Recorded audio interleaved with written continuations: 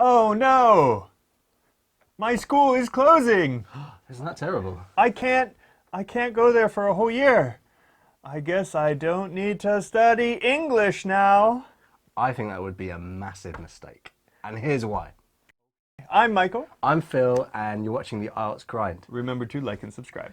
So today we're going to be talking about how long does the IELTS certificate, the test that you take, how long does that last for? How long is it valid? We've got good news for you. It is valid for 2 years. That's incredible. Yeah, if you take the exam today, you can use that score for the next 2 years. So even if your school is closed for this academic year, that shouldn't stop you from preparing for the IELTS exam. This is the perfect time to do it. Yeah, definitely.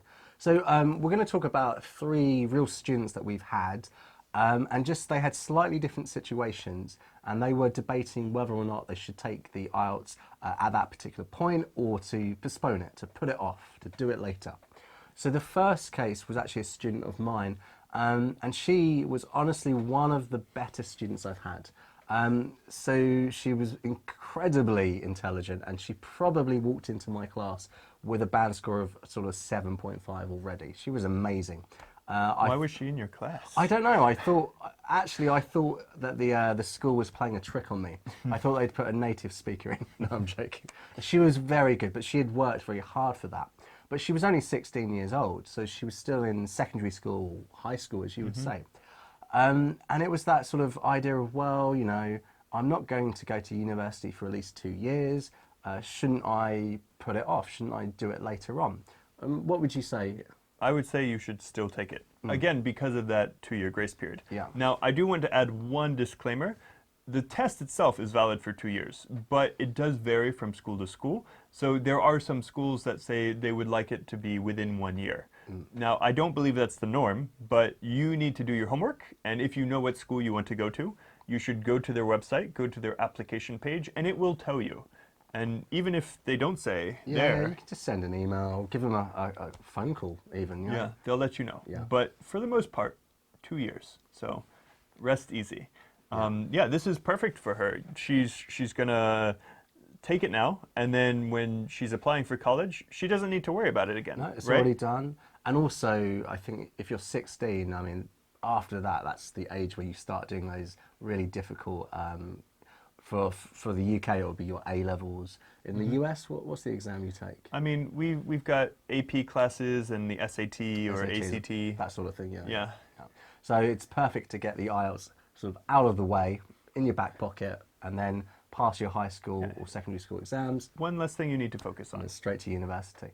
Yeah. So what was the second student that we were talking about? So I had a particular student who he had gone to university already, and he needed a score to get into the university there, but you know, he was mostly being pushed by his parents, right? He didn't really actually want to go back to the UK.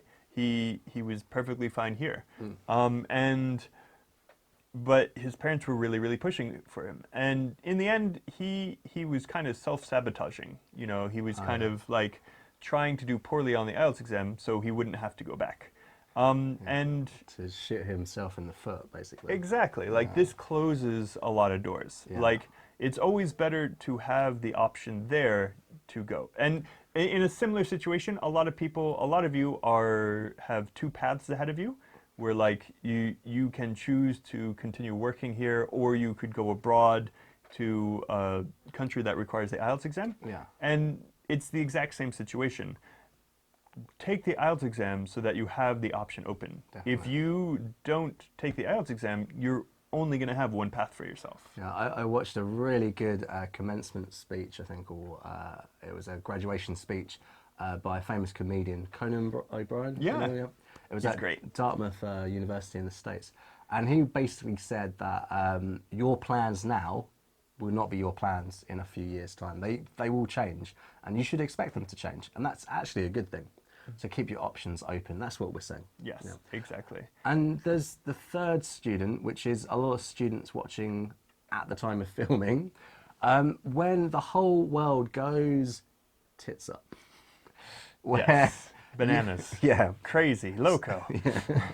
So basically, you've been working towards your goal of passing the IELTS to go on to university or whatever you plan to do with that. But the global situation is pretty much gone against you, and things are out of your control. Now, for students in that situation right now, would you say take the test or wait? I would say study so you can take the test and use this time to study to get the higher score. So what I mean by that is a lot of schools have a foundation course, which means to get into your college, you would need a 6.5. But but they have an extra option. If you're a bit weaker, you can get a 5.5, go to college 6 months early, study English, and then continue your education. Yeah. This is the perfect time to be trying to push that 5.5 to a 6.5. Yeah. Like, you can aim higher and maybe open some more doors.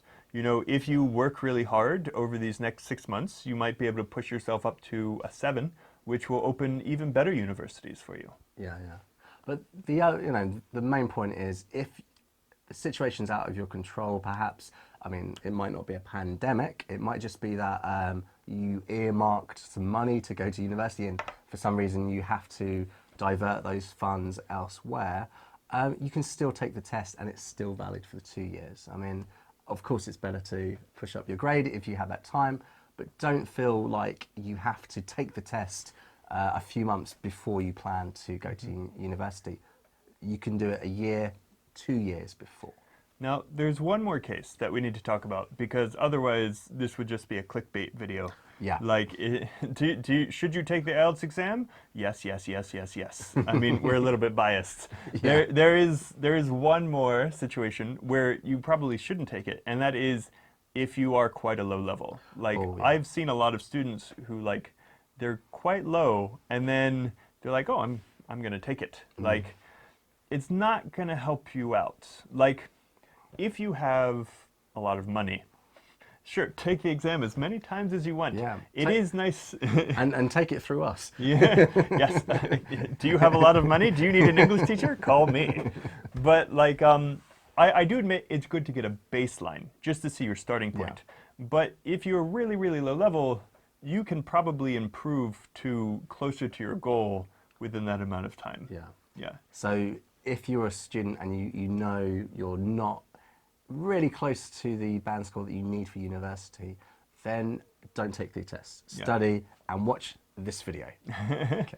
Also, you know, if you're a really, really low level, don't be afraid to take general English classes first. Oh yeah, that's like, a good tip. That's a really good tip.